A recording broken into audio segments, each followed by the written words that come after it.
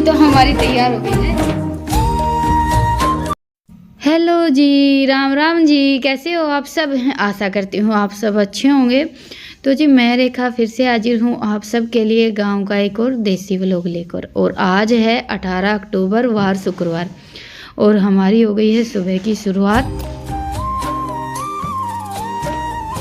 गोबरबारी के साथ। वैसे तो कल आप सबने मना किया था कि दीदी आँच का काम मत करना, गोबरबारी मतलब धूल मिट्टी का काम मत करना। देखिए धूल मिट्टी के बगैर तो हमारा काम चलता ही नहीं है, क्योंकि सुबह उठते ही तो सबसे पहला काम तो झाड़ू उठाने का ही रहता है।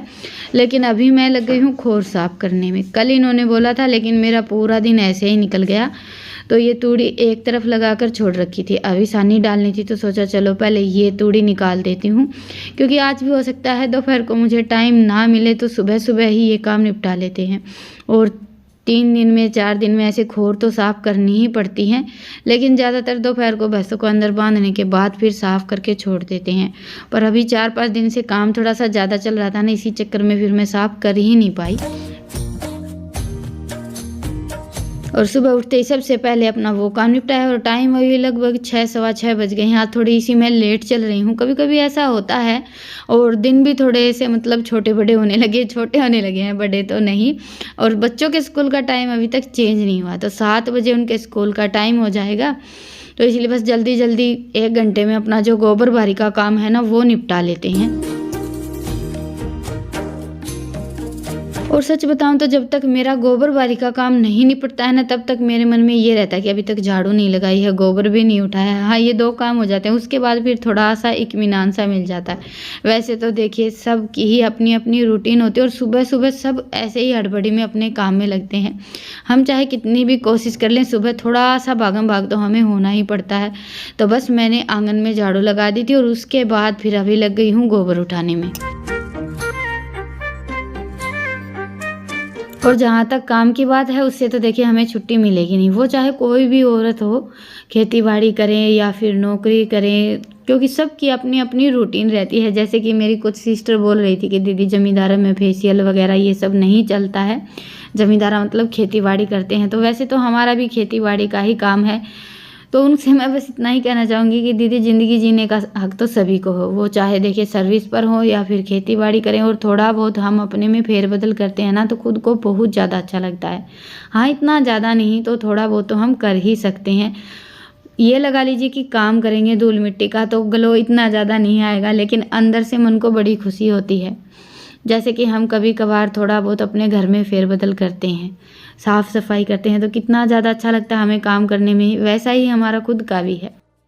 चाहे हम सिंपल से ही पहने पर नए कपड़े पहनते हैं तो एक अलग ही एनर्जी फील होती है। तो मैं तो आप सबसे इतना ही कहना चाहूँगी कि खेती बाड़ी हो या फिर जैसा भी जो भी आपके घर का माहौल है, थोड़ा बहुत तो अपने लिए ज़रूर करें।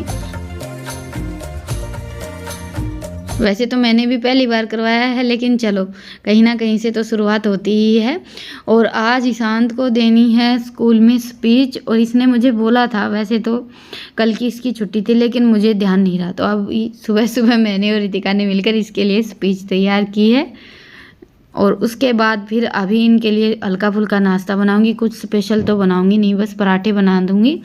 और इन दोनों बहन भाई की स्कूल की जाने की तैयारी हो गई है और उसको तो आज मुझे ही तैयार करना। वैसे तो अपने आप नहाना धोना सब कर लेते हैं, लेकिन आज इसका थोड़ा सा स्पेशल दिन था तो सोचा बाल वगैरह बना देती हूँ। वैसे तो अभी ये मुझसे तैयार नहीं होता और मैं बोल भी देती हूँ ना, कभी कभार मैं नहला देती हूँ या फिर थोड़ा बहुत भी कुछ, तो भागना दौड़ना शुरू हो जाता है। पता नहीं क्या बात है, इसको मुझसे तैयार होने में बड़ा ही परहेज है, अपने आप तैयार होकर ज़्यादा खुश होता है। लेकिन संडे को तो इसका नहलाना धुलाना मैं करवाती हूँ। तो बस अभी इनकी सारी तैयारी हो गई है और भाग दौड़ तो आप सब देख ही सकते हैं। उनको फिर नाश्ता वगैरह करवा के स्कूल भेजा और फिर मैं लग गई अपने घर के काम समेटने में।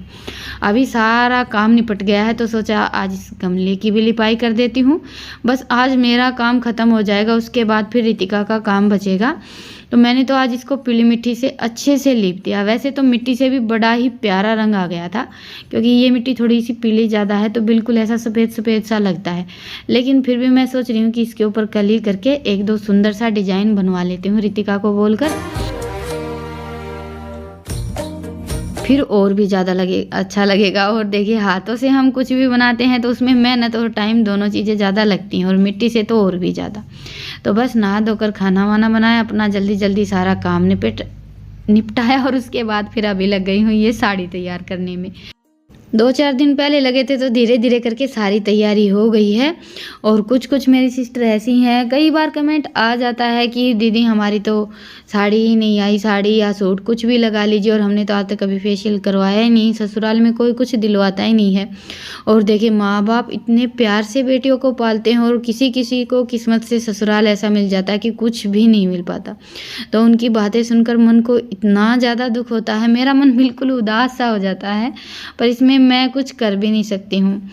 बस ये है कि शायद इसी वजह से माँ बाप का बेटियों के साथ थोड़ा सा ज़्यादा लगाव होता है, क्योंकि कहीं ना कहीं हमारे मन में भी ये तो होता ही है कि इन्हें अगले घर जाना है और पता नहीं कैसा घर मिलेगा। ये डर तो हर माँ बाप के मन में होता ही है, और कहीं कहीं ये डर सच भी हो जाता है। कहीं किसी किसी घर में तो बहुओं को कुछ समझते ही नहीं है, वो चाहे काम को लेकर लगा लीजिए या फिर पहनने ओढ़ने को। तो जी बस अभी मेरी खाने की तैयारी शुरू हो गई है, और आज का डिनर थोड़ा सा स्पेशल लगा लीजिए या फिर देसी लगा लीजिए। तो नया बाजरा आ गया है हमारा। वैसे तो बाजरे की रोटी मैं कई दिन से बना रही हूँ, लेकिन हमारे खेत का बाजरा कल ही आया है हमारे घर पर, तो सोचा चलो पिसवा कर देखते हैं कैसी रोटियां आएंगी। वैसे बाजरा इस बार हमारा इतना अच्छा नहीं है, पिछली साल तो बिल्कुल साफ और सफ़ेद बाजरा था। इस बार थोड़ा सा मतलब कि काला काला सा रंग है, तो रोटियां भी ऐसी ही आएंगी। पर यह है कि जो बाजरा देखने में अच्छा नहीं होता ना, उसकी रोटियां खाने में काफ़ी अच्छी होती हैं। तो आटा पीस कर आएगा तब तक सब्जी बना लेते हैं, और सब्जी मैं बनाऊंगी कचरी की। सब्जी लगा लीजिए या फिर चटनी लगा लीजिए। इस बार सारा सीजन निकल गया है, मैंने एक बार भी नहीं बनाई। तो कचरी तो मैंने आज थोड़ी सी ज़्यादा काट ली है, और साथ में इसमें थोड़ी सी हरी मिर्च भी डालेंगे। बाकी जैसे प्याज टमाटर वगैरह कुछ नहीं डालते, टमाटर तो जाएंगे ही नहीं क्योंकि कचरी खट्टी होती है। सिलबट्टे पर पीस कर तो मैं लगभग डेली ही बनाती हूँ कचरी की चटनी, लेकिन ये जो खट्टी मीठी चटनी है ना, ये मैंने अभी तक नहीं बनाई थी। तो सोचा आज बाजरे के साथ ये वाली सब्जी ही बनाते हैं, बहुत ज़्यादा अच्छी लगती है।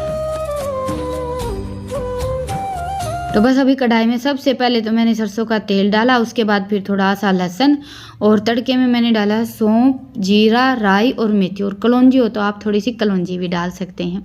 बस ये अपने 3-4 मसाले डालकर इनको अच्छे से भून लिया। अच्छे से क्या, बस हल्का हल्का भून लिया है। उसके बाद फिर ये कचरी डाल दी। इनको अच्छे से तेल में मिक्स कर लेंगे, और फिर डाल देंगे अपने रूटीन के मसाले। इस सब्जी में ना तो हमें इतने ज़्यादा मिर्च मसालों की ज़रूरत रहती है। ये लगा लीजिए कि खेत की तो जो भी सब्जियां रहती हैं उनमें इतने ज़्यादा मिर्च मसाले डलते ही नहीं हैं।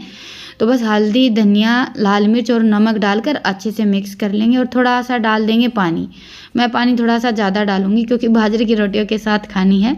वैसे आप चाहें तो थोड़ा सा कम पानी डालकर भी बना सकते हैं, और ये कोई नई रेसिपी तो है नहीं, लगभग जहाँ पर भी कचरी होती है वहाँ पर बनती ही रहती है। तो बस अभी कचरी को मसालों के साथ अच्छे से मिक्स करने के बाद मैंने 1-1.5 गिलास पानी डाल दिया है, और अभी इसको तो ढककर पकने के लिए छोड़ देती हूँ।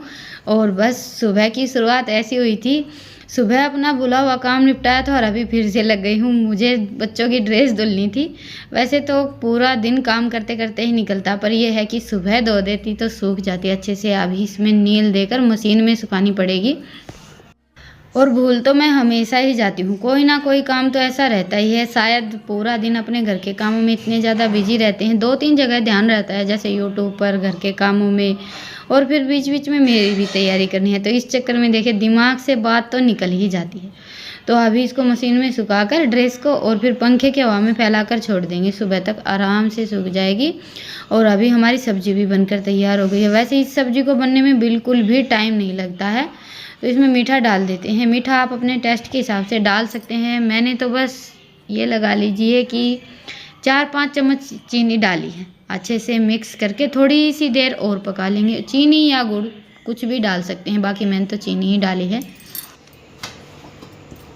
तो जी सब्जी तो हमारी तैयार हो गई है, सब्जी कम चटनी। और बस अभी चलते हैं अपनी बाहर वाली रसोई में। ये इसको ऊपर ले जाऊं के? ले चलो, बाहर न मच्छर कौन के? रोटी का गुल्ला बनाना मुश्किल लग गई। आड़े बना लो। बाजरे की बनाऊंगी, पेपर है गई शांत रह। ये पेपर दूर कर ले। अभी दूर का पेपर डाले। और आज तो आटा भी इतना मोटा पिस गया कि रोटियां बनाना बहुत ही ज़्यादा मुश्किल हो गया था। बिल्कुल जैसे हम शुरू में बाजरे की रोटियां बनानी सीखते हैं ना, आधी टेढ़ी वैसी रोटियां बन रही थी। तो मैंने थाली भी नहीं लगाई। हाँ, रोटियां मैंने बाजरे की ही बनाई थी, क्योंकि इस सब्जी के साथ ये रोटियां ही अच्छी लगती हैं खाने में। और वैसे भी हमें तोड़ कर ही खानी रहती हैं, तो कभी कभार तो चल जाता है। तो बस खाना वाना खाने के बाद अपना काम निपटा। और ये कमरा क्या, पूरा घर हम डेली जचाते ही है। लेकिन बाद में ऐसी हालत मिलती है ना, तो बहुत ज़्यादा गुस्सा आ जाता है, क्योंकि पूरा दिन लगे रहो और फिर से वही सब। तो जी चलिए, अभी फिर मिलते हैं आप सबसे। अभी मैं यहाँ की हालत थोड़ी ठीक कर देती हूँ।